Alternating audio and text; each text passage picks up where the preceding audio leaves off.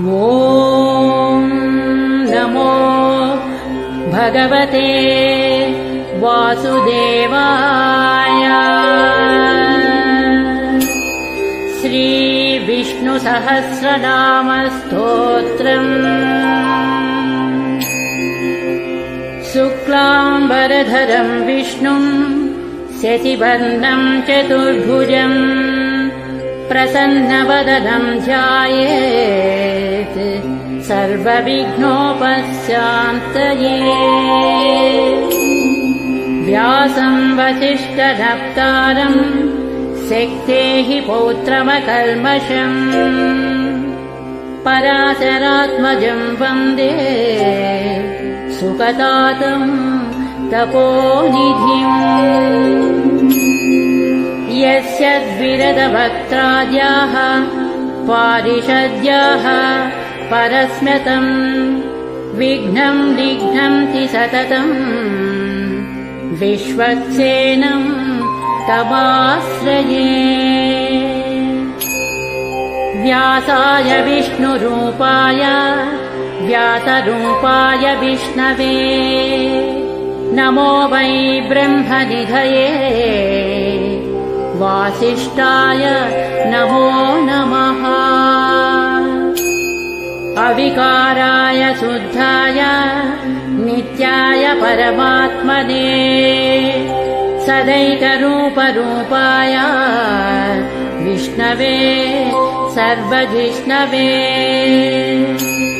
यस्य स्मरणमात्रेण जन्म संसारबन्धनात् विमुच्यते नमस्तस्मै विष्णवे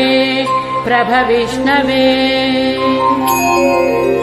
ॐ नमो विष्णवे प्रभविष्णवे। सच्चिदानन्दरूपाय कृष्णया क्लिष्टकारिणे नमो वेदान्तवेद्याय गुरवे बुद्धिसाक्षिणे। कृष्णद्वैपायनं व्यासं सर्वलोकहिते रतं वेदाब्जभास्करं वन्दे समाधिनिलयं मुनिः। सहस्रमूर्तेः पुरुषोत्तमस्य सहस्रनेत्राननपादबाहो सहस्रनाम्नां स्तवनं प्रशस्तं निरुच्यते जन्मजरादिशान्त्यैः। श्रीवैशम्पायन उवाच श्रुत्वा धर्मानशेषेण पावनानि च सर्वशः युधिष्ठिरस्यान्तनवं पुनरेवाभ्यभाषत। युधिष्ठिर उवाच किमेकं दैवतं लोके किं वाप्येकं परायणं स्तुवन्तः कं कमर्चन्तः प्राप्नुयुर्मानवाः शुभम्। को धर्मः सर्वधर्माणां भवतः परमो मतः किं जपन् मुच्यते जन्तुर्जन्म संसार बन्धनात्। श्रीभीष्म उवाच जगत्प्रभुं देवदेवम् अनन्तं पुरुषोत्तमम् स्तुवन्नाम सहस्रेण पुरुषः शततोऽधिकः। तमेव चार्चयन् नित्यं भक्त्या पुरुषमव्ययम् ध्यायन् स्तुवन् नमस्यंश्च यजमानस्तमेव च। अनादिनिधनं विष्णुं सर्वलोकमहेश्वरम् लोकाध्यक्षं स्तुवन् नित्यं सर्वदुःखादिगो भवेत्। ब्रह्मण्यं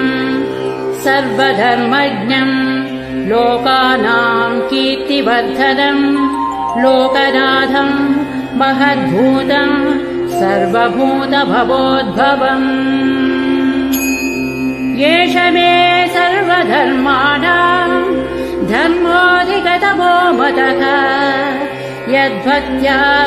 पुण्डरीकाक्षम् स्तवैरर्चेन्नरः सदा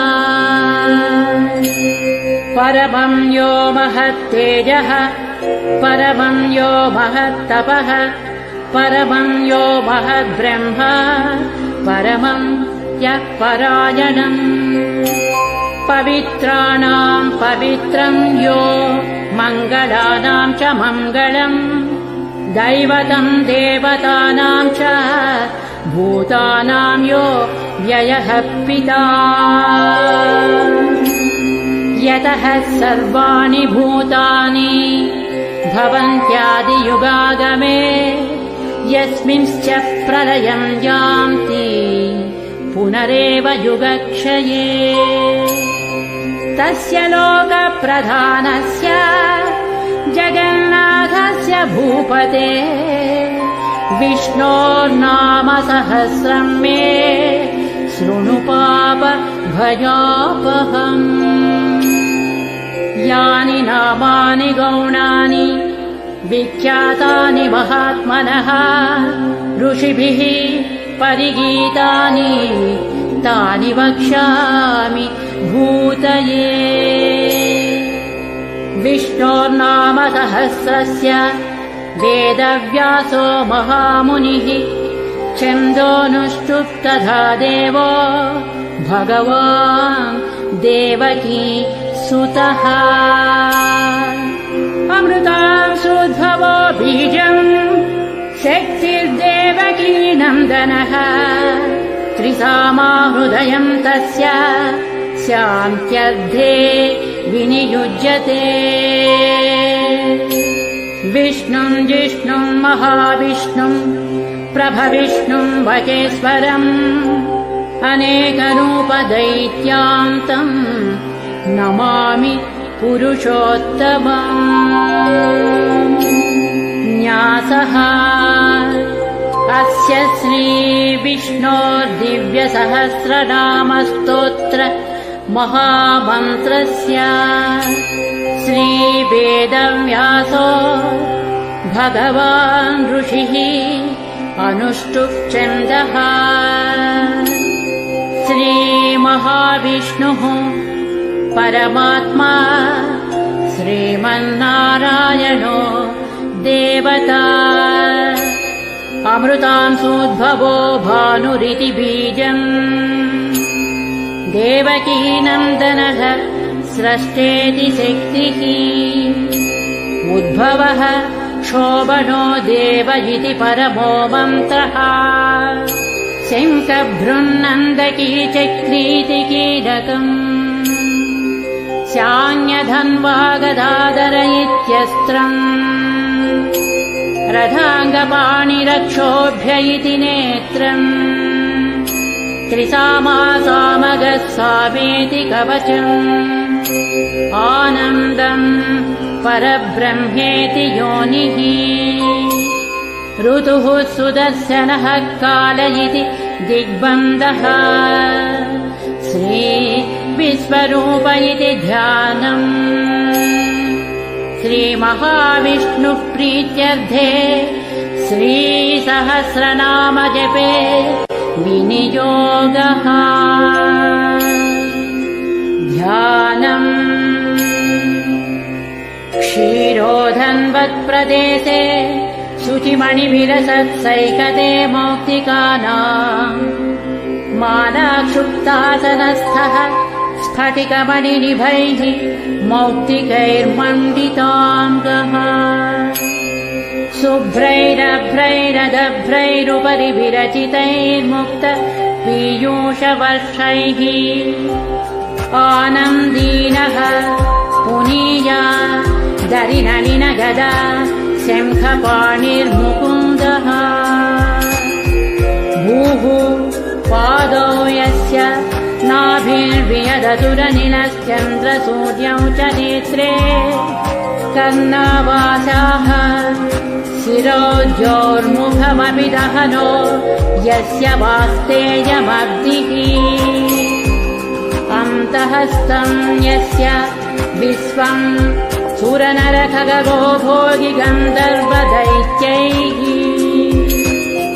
चित्रम् रम्यते तम् त्रिभुवनवपुषम् विष्णुमीशम् नमामि। ॐ नमो भगवते वासुदेवाय। शान्ताकारं भुजगशयनं पद्मनाभं सुरेशं विश्वाधारं गगनसदृशं मेघवर्णं शुभाङ्गम् लक्ष्मीकान्तं कमलनयनं योगिहृद्ध्यानगम्यं वन्दे विष्णुं भवभयहरं सर्वलोकैकनाथम् मेघश्यामं पीतकौसेयवासं श्रीवत्सांसं कौस्तुभोद्भासिताङ्गं पुण्योपेतं पुण्डरीकायताक्षं विष्णुं वन्दे सर्वलोकैकनाथम्।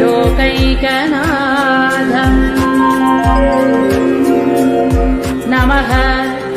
समस्तभूतानाम् आदिभूताय भूभृते अनेकरूपरूपाय विष्णवे प्रभविष्णवे सशङ्खचक्रं सकिरीटकुण्डलं सपीतवस्त्रं सरसीरुहेक्षणम् सहारवक्षस्थलशोभिकौस्तुभम् नमामि विष्णुं शिरसा चतुर्भुजम् छायायां पारिजातस्य हेमसिंहासनोपरि आसीनमम्बुधस्य ममायताक्षमलङ्कृतम् चन्द्राननं चतुर्बाहुं श्रीवत्साङ्कितवक्षसं रुक्मिणी सत्यभामाभ्यां सहितं कृष्णमाश्रये इति उत्तरपीठिका समाप्तः। स्तोत्रम् हरिः ओम्। विश्वं विष्णुर्वषट्कारो भूतभव्यभवत्प्रभुः भूतकृद्भूतभृद्भावो भूतात्मा भूतभावनः भूतात्मा परमात्मा च मुक्तानां परमागतिः अव्ययः पुरुषः साक्षी क्षेत्रज्ञोऽक्षर एव च योगो योगविदां नेता प्रधानपुरुषेश्वरः नारसिंहवपुः श्रीमान् केशवः पुरुषोत्तमः सर्वः शिवः स्थाणुर्भूतादिर्निधिरव्ययः सम्भवो भावनो भर्ता प्रभवः प्रभुरीश्वरः स्वयंभूः शम्भुरादित्यः पुष्कराक्षो महाश्वनः अनादिनिधनो धाता विधाता धातुरुत्तमः अप्रमेयो ऋषिकेशः पद्मनाभो अमरप्रभुः विश्वकर्मा मनुः स्वस्था स्थविष्टः स्थविरो ध्रुवः अग्राह्यः शाश्वतः कृष्णो लोहिताक्षः प्रतर्धनः प्रभूतस्त्रिककुर्धाम पवित्रम् मङ्गलम् परम् ईशानः प्राणदः प्राणो ज्येष्ठः श्रेष्ठः प्रजापतिः हिरण्यगर्भो भूगर्भो माधवो मधुसूदनः ईश्वरो विक्रमी धन्वी मेधावी विक्रमः क्रमः अनुत्तमो दुरादर्शः कृतज्ञः कृतिरात्मवान् सुरेशः शरणं शर्म विश्वरेताः प्रजाभवः अहः संवत्सरो व्याळः प्रत्ययः सर्वदर्शनः अजः सर्वेश्वरः सिद्धः सिद्धिः सर्वादिरच्युतः वृषा कपिरमेयात्मा सर्वयोगविनिस्मृतः वसुर्वसुमनः सत्यः समात्मा संमितः समः अमोघः पुण्डरीकाक्षो वृषकर्मा वृषाकृतिः रुद्रो बहुशिरा बभ्रुर्विश्वयोनिः शुचिस्रवाः अमृतः शाश्वतः स्थाणुः वरारोः महातपाः सर्वगः सर्वविद्वानुर्विश्वक्सेनो जनार्दनः वेदो वेदविदव्यङ्गो वेदाङ्गो वेदवित्कविः लोकाध्यक्षः सुराध्यक्षो धर्माध्यक्षः कृताकृतः चतुरात्मा चतुर्व्यूहः चतुर्दंष्ट्रः चतुर्भुजः भ्राजिष्णुर्भोजनं भोक्ता सहिष्णुः जगदादिजः अनघो विजयो जेता विस्मयोनिः पुनर्वसुः भूपेन्द्रो वामरः प्रांशु अमोघः शुचिरोज्जितः अतीन्द्रः संग्रहः सर्गो धृतात्मा नियमो यमः वेद्यो वैद्यः सदा योगी वीरः माधवो मधु अतीन्द्रियो महामायो महोत्साहो महाबलः महाबुद्धिर्महावीर्यो महाशक्तिर्महाद्युतिः अनिर्देश्य वपुः श्रीमान् अमेयात्मा महादिदृत् महेश्वानो महीभक्त श्रीनिवासः सतां गतिः अनिरुद्धः सुरानन्दो गोविन्दो गोविदाम्पतिः मरीचिर्दमनो हंसः सुपर्णो भुजगोत्तमः हिरण्यनाभः सुतपाः पद्मनाभः प्रजापतिः अमृत्युः सर्वदृक्सिंहः संधाता सन्धिमास्तिरः अजो दुर्मर्शनः शास्ता विश्रुतात्मा सुरारिः गुरुर्गुरुतमो धामः सत्यः सत्यपराक्रमः निमिषो निमिषः स्रग्मि वाचस्पति रुदारधी अग्रणीः ग्रामणीः श्रीमान् न्यायो नेता समीरणः सहस्रमूर्धा विश्वात्मा सहस्राक्षः सहस्रपात् आवर्तनो निवृत्तात्मा संवृतः संप्रमर्दनः अहः संवर्तको वह्निः अनिलो धरणीधरः सुप्रसादः प्रसन्नात्मा विश्वदृग्विश्वभुग्विभुः सत्कर्ता सत्कृतः साधुः जह्नुं नारायणो नरः असंख्येयो प्रमेयात्मा विशिष्टः शिष्टकृच्छुचिः सिद्धार्थः सिद्धसङ्कल्पः सिद्धिदः सिद्धिसाधनः वृषाही वृषभो विष्णुर्वृषपर्वा वृषोधरः वर्धनो वर्धमानश्च विविक्तः श्रुतिसागरः सुभुजो दुर्धरो वाङ्मी महेन्द्रो वसुदो वसुः नैकरूपो बृहद्रूपः शिपिविष्टः प्रकाशनः ओजस्तेजो द्युतिधरः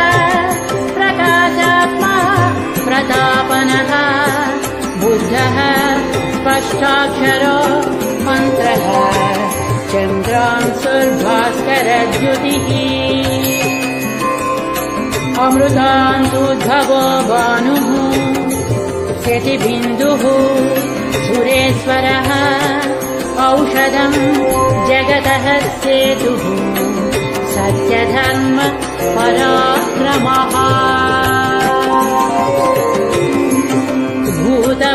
भूतभव्यभवन्नाथः पवनः पावनो नलः कामः कामकृत्कान्तः कामः कामप्रदः प्रभुः युगाधिकृद्युगावर्तो नैकमायो महातनः अदृश्यो व्यक्तरूपश्च सहस्रजित् अनन्तजित् शिष्टो विशिष्टः शिष्टेष्टः शिखण्डी नहुषो वृषः क्रोधः क्रोधकृत्कर्ता विश्वबाहुः महीधरः अच्युतः प्रथितः प्राणः प्राणदो वासवानुजः अपांनिधिरधिष्ठानम् अप्रमत्तः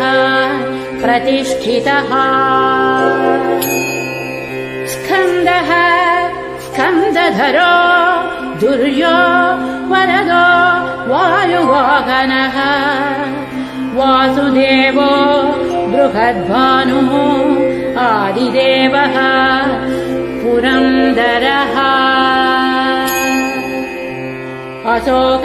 अशोकस्तारणस्तारः शूरः सौरिजनेश्वरः अनुकूलः शतावर्तः पद्मी पद्मनिवेक्षणः पद्मनाभो अरविन्दाक्षः पद्मगर्भः शरीरभृत् महर्धिः रुद्धो वृद्धात्मा महाक्षो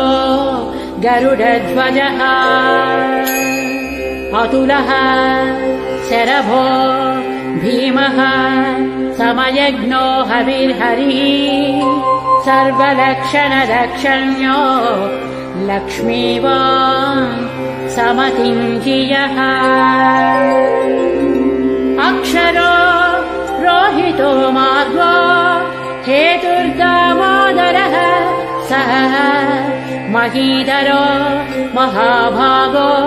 वेगवान् अमिताशनः उद्भवः क्षोभनो देवः श्रीगर्भः परमेश्वरः करणं कारणं कर्ता विकर्ता गहनो गुहः व्यवसायो व्यवस्थानः संस्थानः स्थानदो ध्रुवः परद्धिः परमस्पष्टः तुष्टः पुष्टः शुभेक्षणः रामो विरामो विरजो मार्गो नेयो नयो नयः वीरः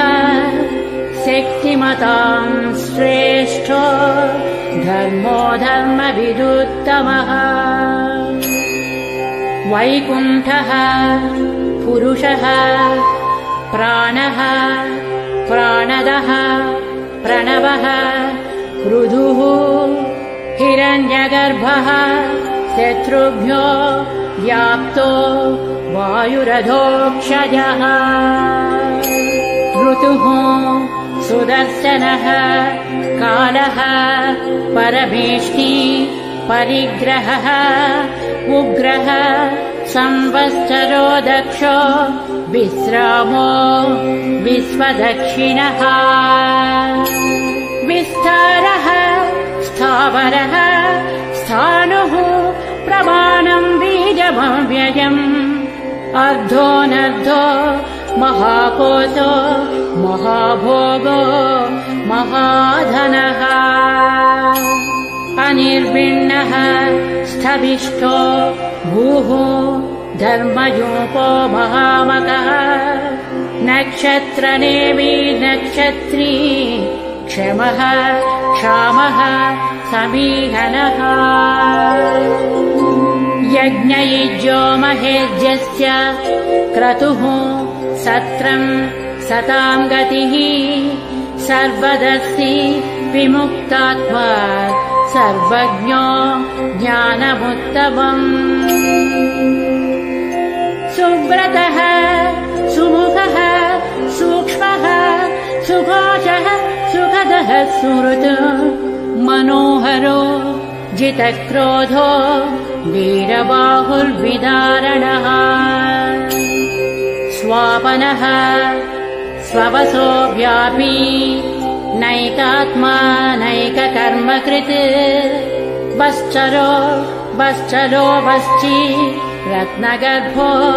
धनेश्वरः धर्मकृद्धर्मी सदसक्षरमक्षरम् अविज्ञाता सहस्रांशुः विधाता कृतलक्षणः गभस्तिनेमिः सत्त्वस्थः सिंहो भूतमहेश्वरः आदिदेवो महादेवो देवेशो देवभृद्गुरुः उत्तरो गोपतिर्गोप्ता ज्ञानगम्यः पुरातनः शरीरभूतभृद्भोक्ता कपीन्द्रो भूरिदक्षिणः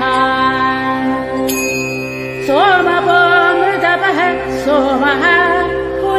पुरुषोत्तमः विनयो जयः सत्यसन्धो दाशार्हः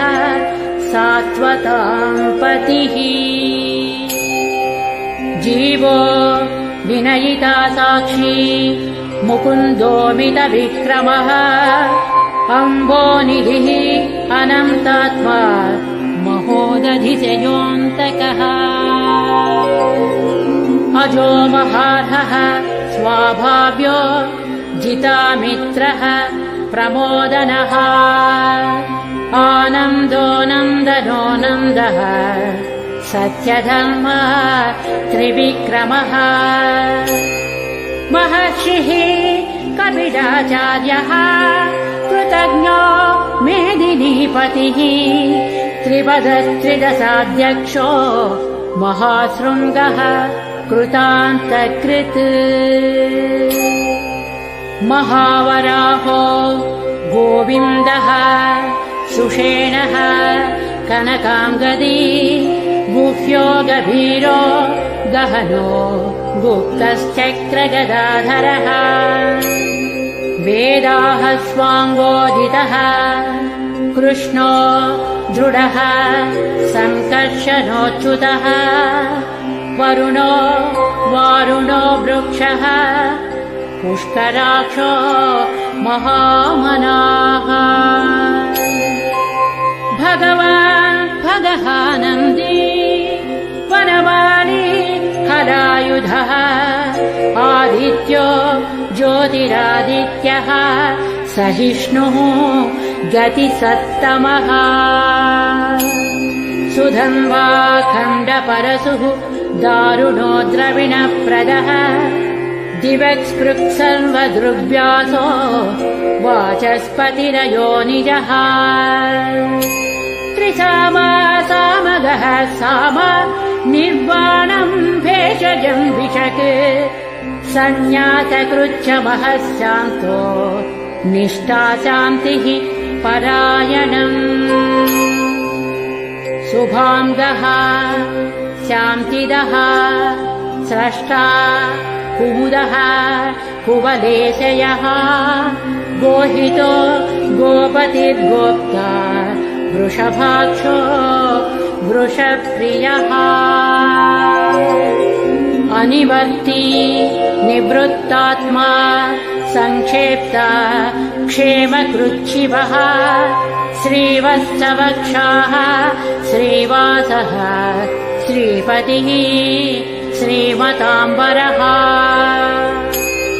श्रीदः श्रीसः श्रीनिवासः श्रीनिधिः श्रीविभावनः श्रीधरः श्रीकरः श्रेयः श्रीमान् लोकत्रयाश्रयः स्वक्षः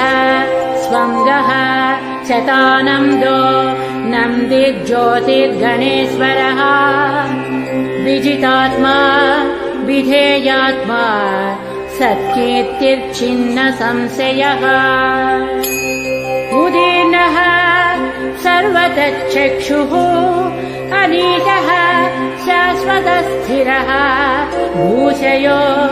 भूषणो भूति विशोकः शोकनाशनः अर्चिष्मानर्चितः कुम्भो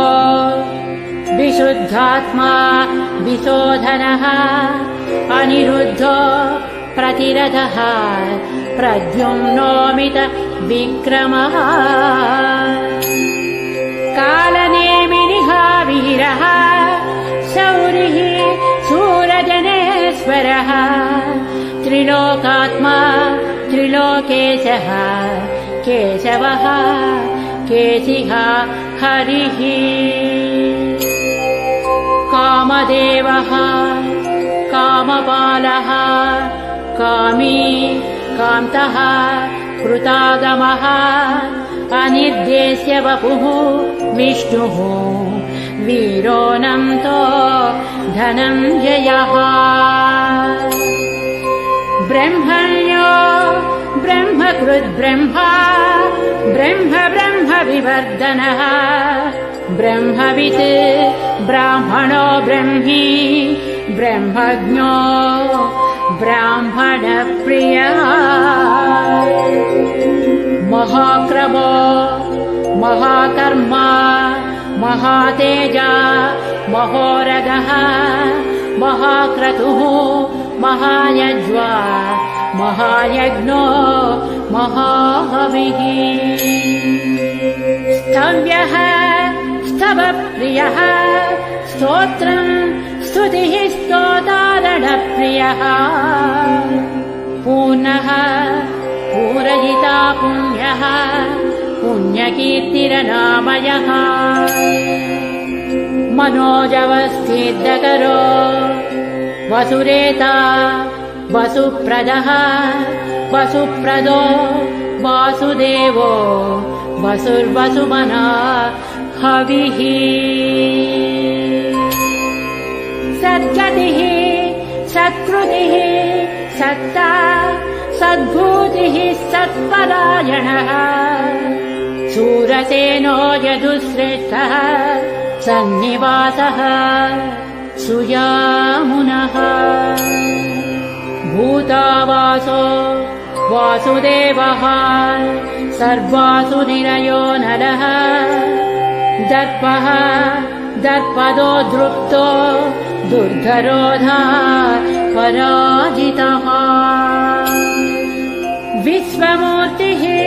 महामूर्तिः दीप्तमूर्तिरमूर्तिमान् अनेकमूर्तिरव्यक्तः शतमूर्तिः शताननः एकोनैकः स्तवः कः किम् यत्तत्पदमनुत्तमम् लोकबन्धुर्लोकनाथो माधवो भक्तवत्सलः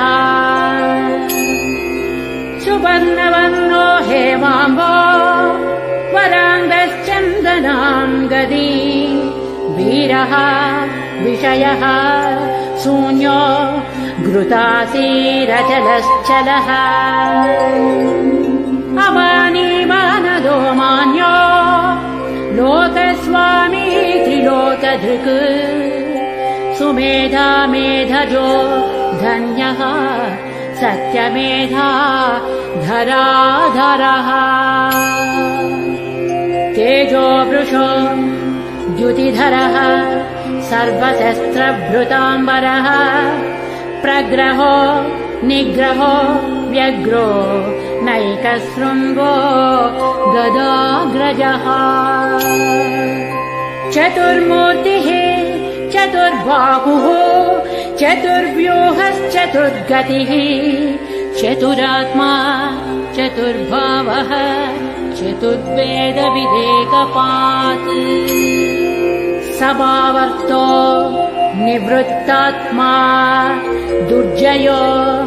दुरतिक्रमः दुर्लभो दुर्गमो दुर्गो दुरावासो दुरारिः शुभाङ्गो लोकसारङ्गः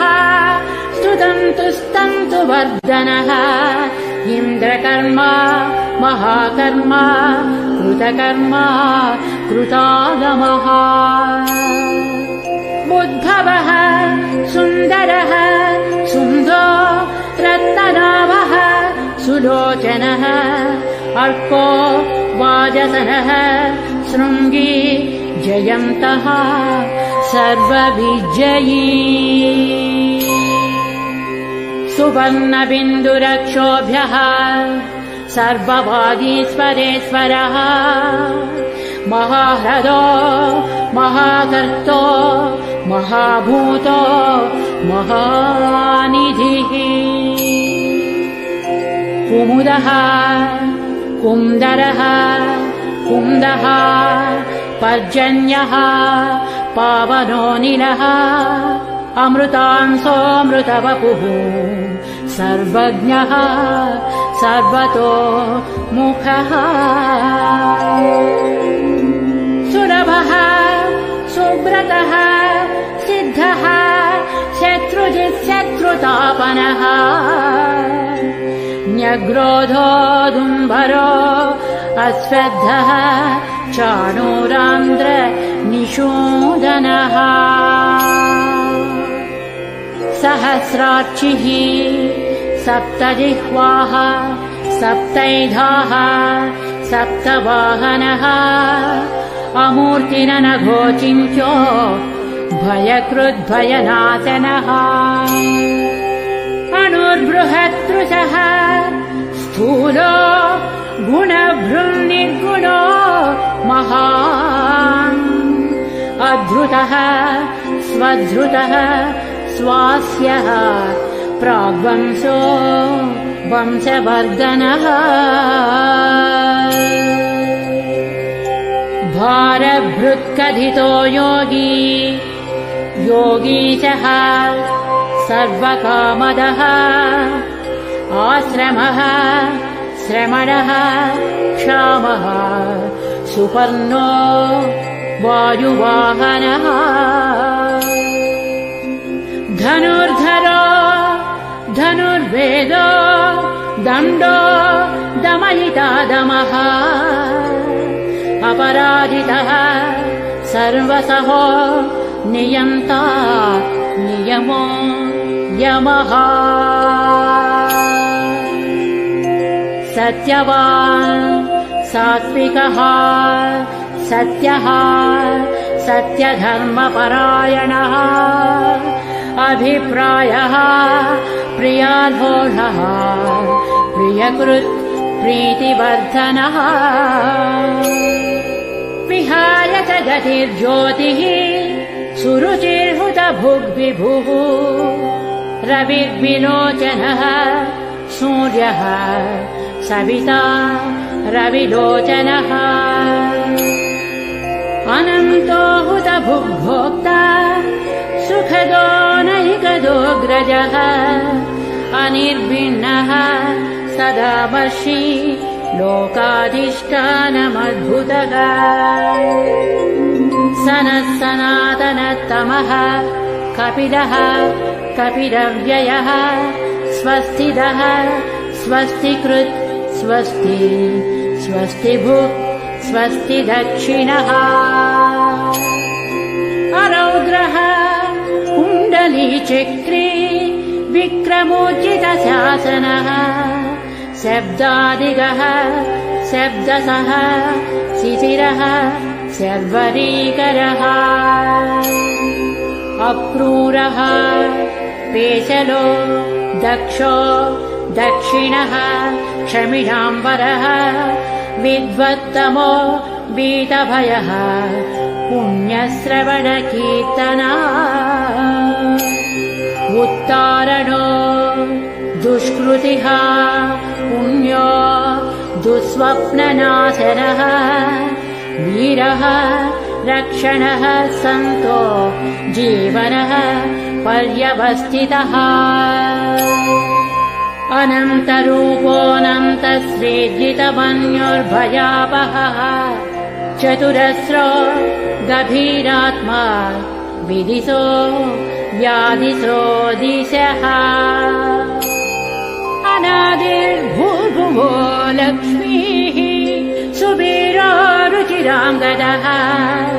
जननो जनजन्मादिर् भीमो भीमपराक्रमः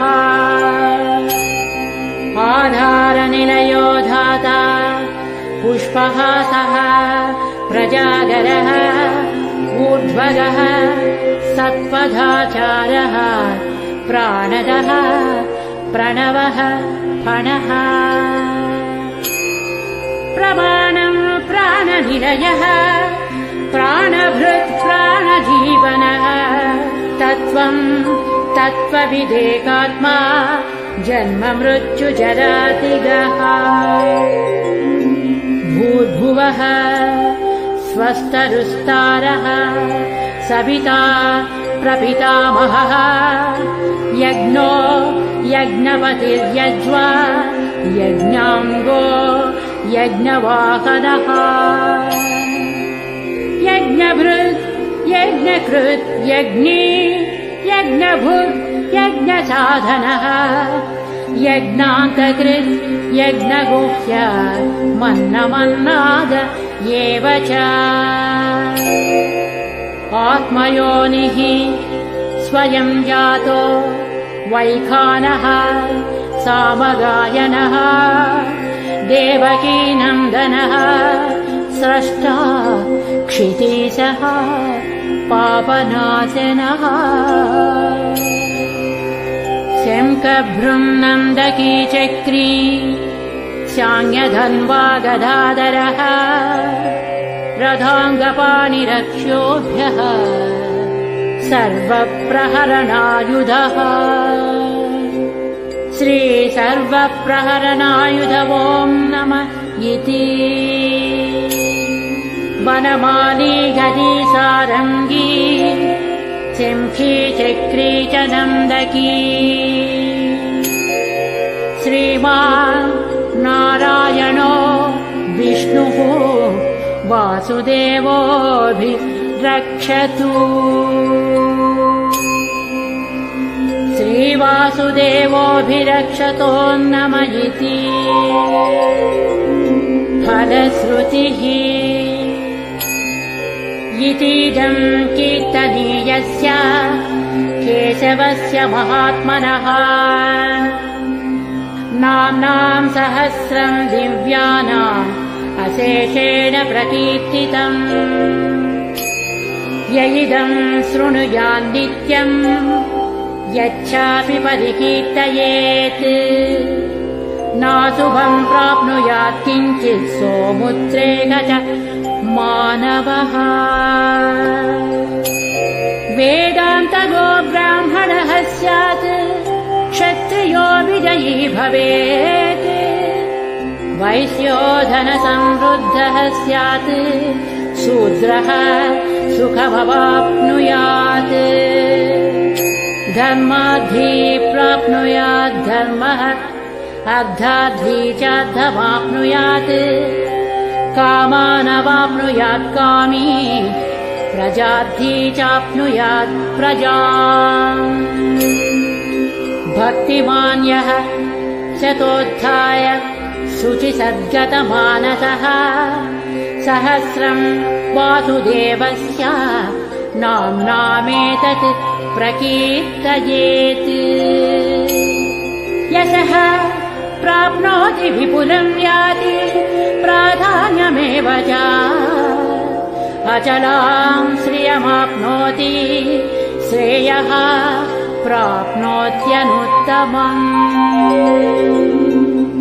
न भयं क्वचिदाप्नोति वीर्यं तेजश्च विन्दति भवत्यरोगो द्युतिमान् बलरूपगुणान्वितः रोगात्तो मुच्यते रोगात् बद्धो मुच्येत बन्धनात् भयान्मुच्येत भीतस्तु मुच्येतापन्नमापदः दुर्गान्यतितरत्यासु पुरुषः पुरुषोत्तमः स्तुवन्नाम सहस्रेण नित्यम् भक्तिसमन्वितः वासुदेवाश्रयो मर्त्यो वासुदेवपरायणः सर्वपापविशुद्धात्मा याति ब्रह्म सनातनम् न वासुदेवभक्तानाम् अशुभं विद्यते क्वचित् जन्म मृत्युजरा व्याधिभयं नैवोपजायते इमं स्तवमधीयानः श्रद्धा भक्तिसमन्वितः युज्येतात्मसुखक्षान्ति श्रीधृतिस्मृतिकीर्तिभिः न क्रोधो न च मात्सर्यम् न लोभो नाशुभामतिः भवन्ति कृतपुण्यानाम् भक्तानाम् पुरुषोत्तमे द्यौः सच्चन्द्रार्कनक्षत्रा खं दिशो भूर्महो दधिः वासुदेवस्य वीर्येण विधृतानि महात्मनः ससुरासुरगन्धर्वम् जगद्वसे वर्ततेदम् कृष्णस्य सचराचरम् इन्द्रियाणि मनोबुद्धिः सत्त्वं तेजो बलं धृतिः वासुदेवात्मकान्याहुः क्षेत्रम् क्षेत्रज्ञ एव च सर्वागमानामाचारः प्रथमं परिकल्पते आचारप्रभवो धर्मो धर्मस्य प्रभुरच्युतः ऋषयः पितरो देवा महाभूतानि धातवः जङ्गमाजङ्गमं चेदम् जगन्नारायणोद्भवम् योगो ज्ञानं तथा साङ्ख्यम् विद्याः शिल्पादिकर्म च वेदाः शास्त्राणि विज्ञानमेतत् सर्वम् जनार्दनात्। एको विष्णुर्महद्भूतम् पृथग्भूतान्यनेकशः त्रीन् लोकान् व्याप्य भूतात्मा भुङ्क्ते विश्वभुगव्ययः। इमं स्तवम् भगवतो विष्णोर्व्यासेन कीर्तितम् पठेद्य इच्छेत् पुरुषः श्रेयः प्राप्तुम् सुखानि च। विश्वेश्वरमजम् देवम् जगतः प्रभुमव्ययम् भजन्ति ये पुष्कराक्षम् न ते यान्ति पराभवम्। न ते यान्ति पराभवो नम इति। अर्जुनोवाच पद्मपत्रविशालाक्ष पद्मनाभसुरोत्तमा भक्तानामनुरक्तानाम् त्राता भव जनार्दन। श्रीभगवानुवाच यो मां नाम सहस्रेण स्तोतुमिच्छति पाण्डव सोऽहमेकेन श्लोकेन स्तुत एव न संशयः। स्तुत एव न संशयः। ॐ नम इति। व्यास उवाच वासनाद्वासुदेवस्य वासितम् भुवनत्रयम् सर्वभूतनिवासोऽसि वासुदेव नमोऽस्तु ते। श्रीवासुदेव नमोऽस्तु ते। ॐ नम इति। पार्वत्युवाच केनोपायेन लघुना विष्णोर्नाम सहस्रकम् पच्यते पण्डितैर्नित्यम् श्रोतुमिच्छाम्यहम् प्रभो। ईश्वर उवाच श्रीराम राम रामेति रमे रामे मनोरमे सहस्रनाम तत्तुल्यम् राम नाम वरानने। श्रीराम नाम वरानन। ॐ नम इति। ब्रह्मोवाच नमोऽस्त्वनन्ताय सहस्रमूर्तये